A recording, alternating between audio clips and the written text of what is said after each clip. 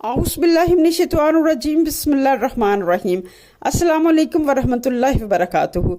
दोस्तों, आज की इस वीडियो में हम आपको बताएंगे कि अगर ख़वातीन मस्जिद नहीं जा सकती तो वो घर पर ईद उल फित्र की नमाज कैसे अदा कर सकती हैं। वीडियो को एंड तक देखिए ताकि आपको मुकम्मल और सही तरीका मालूम हो जाए। ईद की नमाज इस्लाम में एक अहम इबादत है जो हर मुसलमान मर्द और औरत के लिए मसनून है।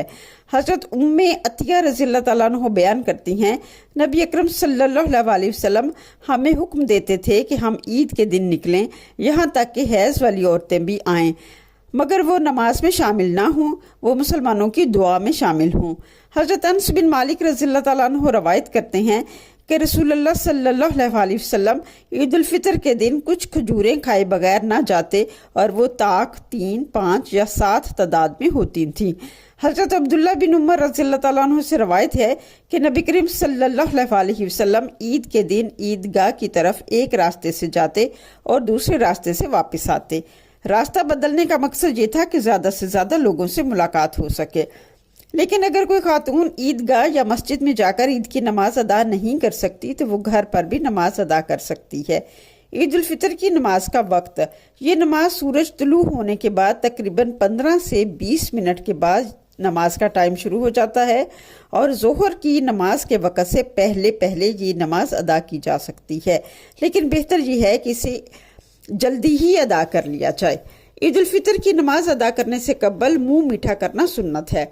ईद की नमाज की नियत दिल में की जाती है, ज़बान से कहना ज़रूरी नहीं, लेकिन अगर कहना चाहें तो इस तरह कह सकते हैं, मैं 2 रकअत ईद उल फितर की नमाज पढ़ने की नियत करती हूँ 6 ज़ायद तकबीरों के साथ अल्लाह के लिए रूह क़िबला शरीफ। नमाज पढ़ने का तरीका, तकबीर तहरीमा अल्लाह अकबर कहकर हाथ बांध लें और सना पढ़िए। इसके बाद 3 ज़ायद तकबीरें कहें। पहली तकबीर के बाद हाथ उठाकर छोड़ दें, दूसरी तकबीर के बाद भी हाथ छोड़ दें, तीसरी तकबीर के बाद हाथ बांध लें। फिर सूरत फातिहा के बाद कोई और सूरत पढ़ें, जैसे सूरत अलम नशरा पढ़ें। रुकू और सजदे के बाद दूसरी रकत के लिए खड़े हो जाएं।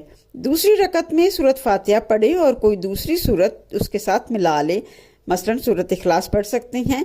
इसके बाद रुकू से पहले 3 ज़ायद तकबीरें कहें और हर बार हाथ उठाकर छोड़ दें। चौथी तकबीर के साथ रुकू में चली जाएं।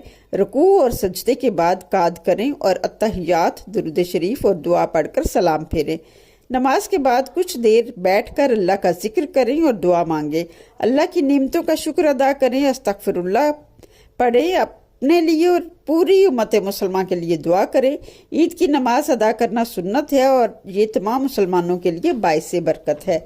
ये था घर पर ईद उल फितर की नमाज अदा करने का मुकम्मल तरीका।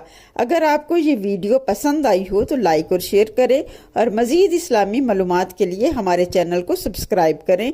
जज़ाकल्लाह खैर, ईद मुबारक।